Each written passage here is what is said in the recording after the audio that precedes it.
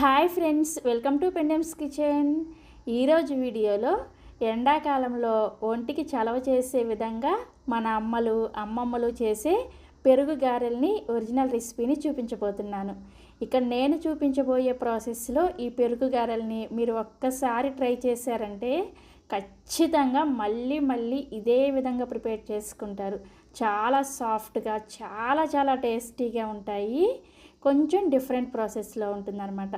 So వీడియోని skip చేయకుండా చివరి వరకు చూసి తప్పకుండా మీరు కూడా ఈ పెరుగు గారెలను ట్రై చేసి చూడండి.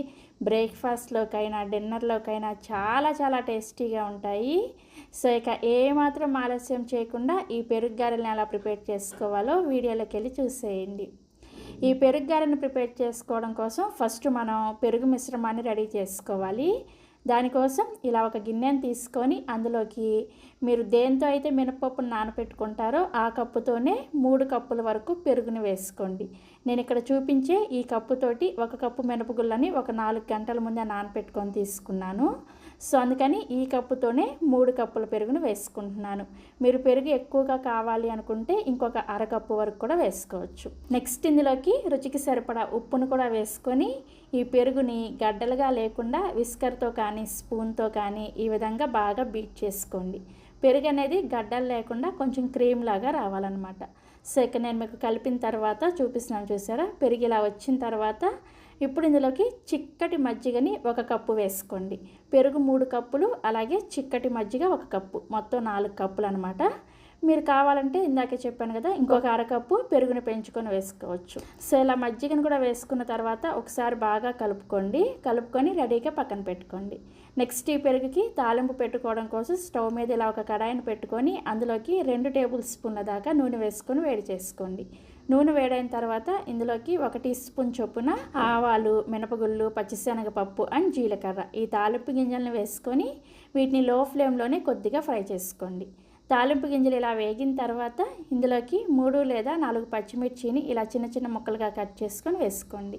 నెక్స్ట్ ఇందులోనే 1 ఇంచి అల్లాన్ని కూడా ఇలా చిన్నగా ముక్కలుగా కట్ చేసుకొని వేసుకోండి. అలాగే ఒక మీడియం సైజులో ఉండే ఉల్లిపాయని ఇలా చిన్నగా ముక్కలుగా కట్ చేసుకొని వేసుకోండి. నెక్స్ట్ ఇందులోనే 2 ఎండుమిర్చి, అలాగే 1 రెమ్మ కరివేపాకును కూడా వేసేసుకొని ఈ ఉల్లిపాయని, పచ్చిమిర్చిని వీటన్నింటిని కూడా లో ఫ్లేమ్లోనే కొద్దిగా ఫ్రై చేసుకోండి. మనకి ఈ పెరుగు తాలింపు కోసం ఉల్లిపాయ అనేది అస్సలు రంగు మారకూడదు, తెల్లగానే ఉండాలి. కాకపోతే కొంచెం సాఫ్ట్గా అవ్వాలన్నమాట. అప్పటి వరకు కూడా వేయించుకోవాలి. సో ఉల్లిపాయ ముక్కలు చక్కగా మెత్తబడిన తర్వాత ఇందులోకి 1/2 టీ స్పూన్ దాకా పసుపును కూడా వేసేసుకొని ఒకసారి బాగా కలుపుకున్న తర్వాత చూపిస్తున్నాను, చూసారా? మనకి ఇలా ఉల్లిపాయ అనేది మెత్తగా ఉండాలన్నమాట. సో పోపుని ఇలా ప్రిపేర్ చేసేసుకొని స్టవ్ ఆఫ్ చేసేసి ఈ పోపుని పూర్తిగా చల్లారనివ్వండి. వేడిగా ఉన్నప్పుడు ఇందులోకి పెరుగు వేసుకున్నారంటే పెరుగు అనేది విరిగిపోతుంది అనమాట. అందుకని ఈ తాలింపు పూర్తిగా చల్లారిన తర్వాత మనం ప్రిపేర్ చేసుకున్న ఈ పెరుగు మిశ్రమాన్ని వేసేసుకొని ఒకసారి కలుపుకొని ఇందులోనే సన్నగా తరిగిన కొత్తిమీర కూడా కొద్దిగా వేసేసుకొని కలుపుకోండి. అంతే, మనకి పెరుగు గారి కోసం పెరుగు మిశ్రమం రెడీ అయిపోయింది. చాలా ఈజీగా చేసుకోవచ్చు కదా, చాలా టేస్టీగా కూడా ఉంటుంది. సో ఈ పెరుగు మిశ్రమాన్ని రెడీగా పక్కన పెట్టేసుకోండి. నెక్స్ట్ మనం గారెల్ని ప్రిపేర్ చేసుకోవడం కోసం నేను ఇక్కడ ఇందాక చెప్పాను కదా, 1 కప్పు మినపగుళ్ళని తీసుకొని 4 గంటల ముందు నానబెట్టుకున్నాను. ఈ మినపగుళ్ళల్లో ఉన్న నీళ్ళన్నీ కూడా తీసేసి ఈ మినపగుళ్ళని మిక్సీ జార్లోకి వేసుకోండి. నెక్స్ట్ ఇందులోకి రుచికి సరిపడా ఉప్పుని, అలాగే 2 లేదా 3 టేబుల్ స్పూన్ల దాకా నీళ్ళని వేసుకొని ఈ గారెల పిండిని బాగా మెత్తగా గట్టిగా ఉండేటట్లుగా గ్రైండ్ చేసుకోండి. మీరు నీళ్ళని ఎక్కువగా వేసేసి గ్రైండ్ చేసుకున్నారంటే పిండి లూజ్ అయిపోయిందంటే మీకు గారెలు అనేది అస్సలు షేప్ రావన్నమాట. అందుకని పిండిని గ్రైండ్ చేసుకునేటప్పుడు మిక్సీని ఆన్ ఆఫ్ చేసుకుంటూ కొద్దిగా నీళ్ళని వేసుకుంటూ పిండిని ఈ వీడియోలో చూపిస్తున్నాను, చూసారా? ఈ విధంగా బాగా మెత్తగా ఉండే పిండిని ఈ విధంగా గట్టిగా ఉండేటట్లుగా గ్రైండ్ చేసుకోండి. ఒకవేళ మీకు పొరపాటున పిండి అనేది లూజ్ అయితే ఏం చేయాలో నేను గారెలు ఫ్రై చేసేటప్పుడు చెప్తాను. సో ఇలా గ్రైండ్ చేసుకున్న పిండిని మనం మిక్సీలో గ్రైండ్ చేసుకున్నాం కాబట్టి ఈ పిండిని కనీసం ఒక 2-3 నిమిషాల పాటు ఈ విధంగా సర్క్యులర్ మోషన్లో బాగా బీట్ చేసుకోండి. ఇలా బీట్ చేసుకోవడం వలన మనం గ్రైండ్ చేసుకున్న పిండిలో గాలి ఏర్పడి వడలు మనకి చాలా ప్లఫీగా వస్తాయి అన్నమాట. ఒకవేళ ఇదే విధంగా డైరెక్ట్గా వడలు వేసేసుకున్నారంటే గట్టిగా వచ్చేస్తాయి అన్నమాట. అందుకని ఒక 2-3 నిమిషాల పాటు బాగా బీట్ చేసుకోండి. ఒకవేళ మీరు మిక్సీలో కాకుండా గ్రైండర్లో గ్రైండ్ చేసుకుంటే ఈ ప్రాసెస్ ఏమీ అవసరం లేదు, డైరెక్ట్గా మనం గారెలు వేసేసుకోవచ్చు.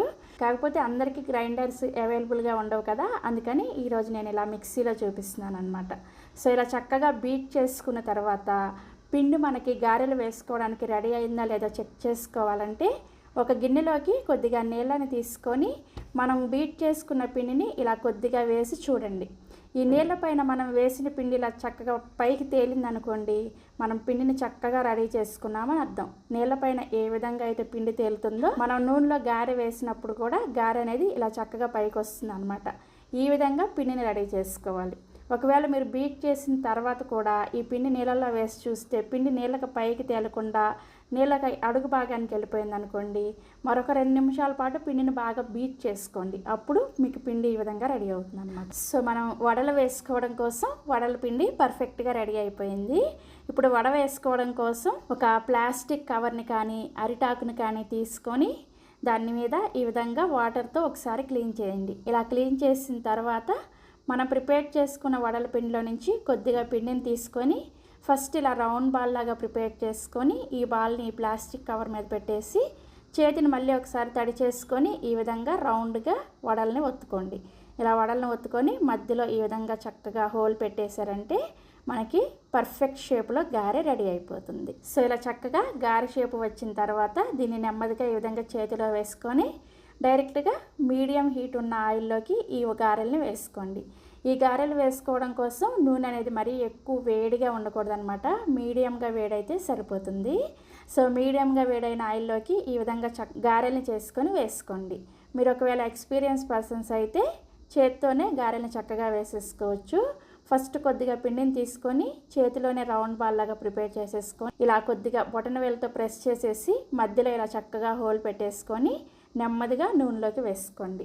కొంచెం ఎక్స్పీరియన్స్ పర్సన్స్ అయితే ఈ విధంగా చేత్తోనే గారెలు వేసేసుకోవచ్చు. సో ఇలా చక్కగా కడాయికి సరిపడా గారెల్ని వేసుకున్న తర్వాత వీటిని మీడియం ఫ్లేమ్లోనే అటు ఇటు తిప్పుకుంటూ కొద్దిగా లైట్గా రంగు మారేంత వరకు వేయించుకోండి. వీటిని మరీ ఎక్కువగా గోల్డెన్ కలర్ వచ్చేంత వరకు వేయించకూడదు. పెరుగు వడ కోసం కొంచెం లైట్గా కలర్ వస్తే సరిపోతుంది అనమాట. అలాగే ఇక్కడ నేను యూజ్ చేసే కడాయి ఇండస్ వ్యాలీ నుంచి తీసుకున్నాను, క్యాస్ట్ ఐరన్ కడాయి అనమాట. చాలా బాగుంది. మీలో ఎవరైనా పర్చేస్ చేయాలి అనుకుంటే ఈ వీడియో కింద డిస్క్రిప్షన్లో అలాగే కామెంట్ సెక్షన్లో లింక్ ఇస్తాను, ఒకసారి చెక్ చేయండి. సో గారెలు చూసారా, ఇలా చక్కగా లైట్ గోల్డెన్ బ్రౌన్ కలర్లోకి వచ్చిన తర్వాత వీటిని డైరెక్ట్గా మనం ప్రిపేర్ చేసుకున్న పెరుగు మిశ్రమం ఉంది కదా, ఆ పెరుగు మిశ్రమంలోకి వేసేసుకోండి. చాలామంది ఏం చేస్తారంటే ఇలా గారెలు తీసేసిన తర్వాత నార్మల్ వాటర్లో వేసేసి ఆ వాటర్లో ఒక 2 నిమిషాలు ఉంచేసి ఆ వాటర్ పిండేసి తర్వాత పెరుగు మిశ్రమంలో వేస్తుంటారు కదా, బట్ అలా చేయకూడదు. ట్రెడిషనల్ వేలో పెరుగు గారెలు అంటే ఇలానే ప్రిపేర్ చేసుకోవాలి. మీరు అలా వాటర్లో వేసేసి వాటర్ పిండేసిన తర్వాత గారెల్ని ఇలా పెరుగు మిశ్రమంలో వేసుకున్నారనుకోండి, టేస్ట్ అనేది అస్సలు బాగోదు. డైరెక్ట్గా పెరుగుని పీల్చుకుంటేనే పెరుగు గారె అనేది బాగుంటుంది అనమాట టేస్ట్. అందుకని ఒకసారి ఈ విధంగా ట్రై చేయండి. సో ఇలా గారెల్ని వేసుకొని నెక్స్ట్ ఇంకొక వాయి గారెల్ని కూడా కడాయిలోకి వేసుకొని ఈ గారెల్ని కూడా మీడియం ఫ్లేమ్లోనే ఇలా ఫ్రై చేసేసుకొని వీటిని కూడా ఈ పెరుగు మిశ్రమంలోకి వేసుకోండి. ముందు వేసిన ఈ గారెల్ని ఇలా టర్న్ చేసుకుంటూ అటు ఇటు తిప్పుకుంటూ మిగిలిన గారెల్ని ఒక్కొక్కటిగా ఈ పెరుగు మిశ్రమంలోకి వేసుకుంటూ ఉండండి. సో ఇందాక నేను ఒకవేళ మీకు పిండి పలచనైతే ఏం చేయాలో చెప్తానని చెప్పాను కదా, మీరు వేసుకునే గారెల పిండి పొరపాటున పలచనైంది అనుకోండి, ఒక 2-3 టేబుల్ స్పూన్ల వరకు అటుకుల్ని మెత్తగా గ్రైండ్ చేసేసి ఆ అటుకుల మిశ్రమాన్ని గారెల పిండిలో వేసుకున్నారంటే మీకు పిండి అనేది పర్ఫెక్ట్ కన్సిస్టెన్సీలో వస్తుంది అనమాట. లేదంటే ఒక 2 గంటల సేపు గ్రైండ్ చేసిన పిండిని ఫ్రిడ్జ్లో పెట్టేశారంటే పిండి మీకు చక్కగా స్టిఫ్గా తయారవుతుంది అనమాట. ఈ విధంగా చేసుకోవచ్చు. సో చక్కగా ఇలా పెరుగు గారెలను అన్నీ కూడా ఈ పెరుగు మిశ్రమంలోకి వేసుకొని బాగా డిప్ చేసుకొని ఒక 10 నుంచి 15 నిమిషాల పాటు పక్కన పెట్టుకోండి, సరిపోతుంది. అంతకన్నా ఎక్కువ టైం అవసరం లేదు. సో ఒక 10 నిమిషాల తర్వాత మీకు చూపిస్తున్నాను చూసారా, ఈ గారెలన్నీ కూడా చక్కగా మనం ప్రిపేర్ చేసిన ఈ పెరుగుని పీల్ చేసుకో ఎంత ఫ్లఫీగా వచ్చినాయో. ఖచ్చితంగా ఒక్కొక్క గారె డబల్ సైజ్ అవుతుంది అనమాట. మనం వేసిన మజ్జిగ అంతా కూడా ఈ గారెలు పీల్చేసుకొని పెరుగు ఈ విధంగా ఉంటుందన్నమాట. సో ఇలా చక్కగా ఎండాకాలంలో పెరుగు గారెలను ప్రిపేర్ చేసుకొని సర్వింగ్ ప్లేట్లోకి తీసుకొని ఈ దూది లాంటి మెత్తటి పెరుగు గారెలని ఎంజాయ్ చేయండి. ఈ సమ్మర్లో ఈ పెరుగు గారెలు ఒంటికి చాలా బాగా చలవ చేస్తాయి. తప్పకుండా ట్రై చేస్తారు కదా. ఈ వేలో ట్రై చేసిన పెరుగు గారెలు కనుక మీరు ఒక్కసారి ట్రై చేశారంటే ఖచ్చితంగా మళ్ళీ మళ్ళీ ఇదే విధంగా చేసుకుంటారు. సో ట్రై చేసిన తర్వాత మీకు టేస్ట్ ఎలా అనిపించిందో ఈ వీడియో కింద కామెంట్ సెక్షన్లో నాతో షేర్ చేసుకోవడం అస్సలు మర్చిపోవద్దు. అలాగే మరిన్ని ఎమ్మీ అండ్ టేస్టీ రెసిపీస్ కోసం పెండెమ్స్ కిచెన్ని సబ్స్క్రైబ్ చేసుకోండి. Thank you.